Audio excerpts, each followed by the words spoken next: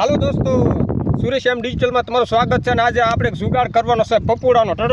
કેવી રીતનું વગાડવું એ તમે જો, વગર પૈસે જુગાડ આવો આવડનું બનાવવાનું છે. આનું આજે આપણે પપડું બનાવવાનું છે. તમે જોવો, હાવ જુગાડ છે, દેશી જુગાડ, વગર પૈસે જુગાડ બનાવવાનો છે. તમારી હાવ લાઈવ પ્રૂફ.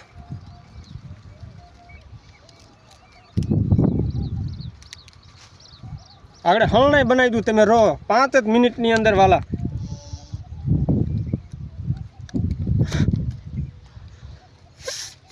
રેજો વાલા, 2 મિનિટ ઉભા રહેજો. હવે ફાઇનલી વાગશે આપણું પપડું.